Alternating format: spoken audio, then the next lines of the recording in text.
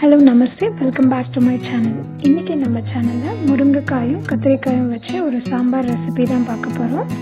1 cup துவரம் பருப்பை கழுவி அரை மணி நேரம் ஊற வச்சுருக்கேன், அதை சேர்த்துக்கிறேன். 1 டேபிள் ஸ்பூன் கல்லுப்பு, 1/4 டேபிள் ஸ்பூன் மஞ்சள் தூள், ஒரு 7லேருந்து 8 பூண்டு எல்லாத்தையும் சேர்த்து குக்கரை மூடி ஒரு 3லேருந்து 4 விசில் விட்டுக்கோங்க. ஸ்டீம் ரிலீஸ் ஆன உடனே குக்கரை ஓப்பன் பண்ணி ஒரு கரண்டியை வச்சு நல்லா மசிச்சு விட்டுக்கோங்க.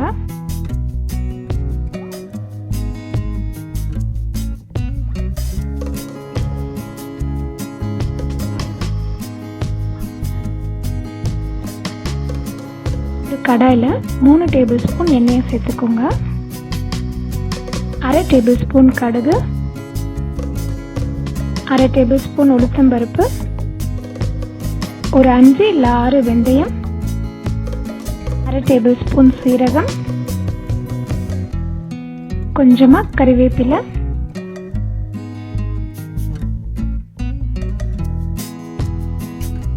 மூணு காஞ்ச மிளகாய் எல்லாத்தையும் சேர்த்து நல்லா வதக்கிக்கோங்க.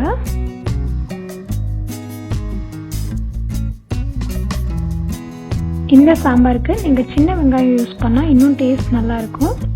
நான் இப்போது ஒரு பெரிய வெங்காயம் தான் யூஸ் பண்ண போகிறேன்.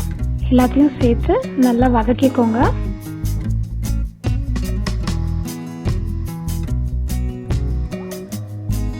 ரெண்டு தக்காளியை சின்ன சின்னதாக கட் பண்ணி அதையும் சேர்த்துக்கிறேன். எல்லாத்தையும் சேர்த்து நல்லா வதக்கிக்கோங்க.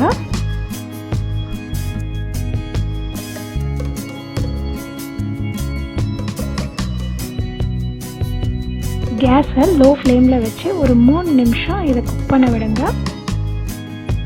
இப்போது தக்காளி நல்லா சாஃப்டாக இருக்கும், அது ஒரு தடவை நல்லா கலந்து விட்டுக்கோங்க.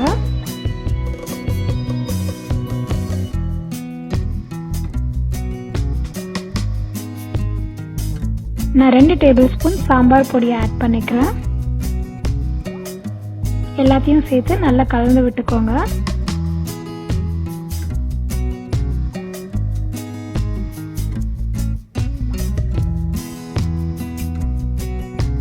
இதில் நான் ஒரு 3 முருங்கைக்காயை சேர்த்துக்கிறேன்.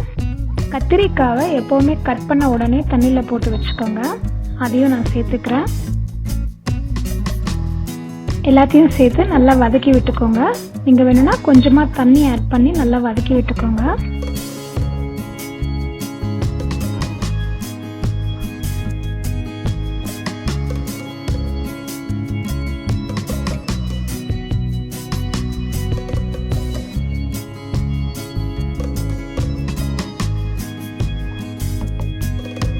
இப்போ மூடி வச்சு ஒரு 3 நிமிஷம் நல்லா குக் பண்ண விடுங்க.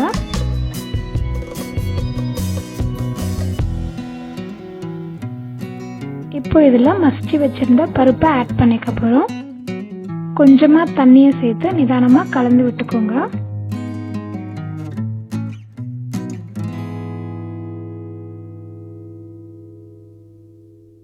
உங்களுக்கு தேவைப்பட்டால் இன்னும் கொஞ்சம் தண்ணியை நீங்கள் ஆட் பண்ணிக்கலாம். ஒரு தடவை நல்லா கலந்து விட்டுக்கோங்க.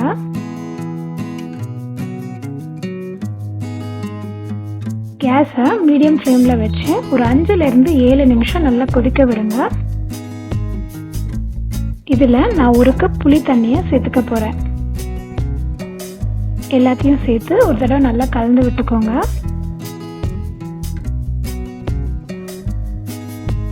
ஒரு 2 நிமிஷம் கொதிக்க விடுங்க. கடைசியாக இதில் கொத்தமல்லியை சேர்த்துக்கலாம். டேஸ்டியான சாம்பார் ரெடி. நீங்களும் கண்டிப்பாக வீட்டில் ட்ரை பண்ணி பாருங்கள். உங்களுக்கு பிடிச்சிருந்தா இந்த சேனலுக்கு சப்ஸ்கிரைப் பண்ணுங்கள்.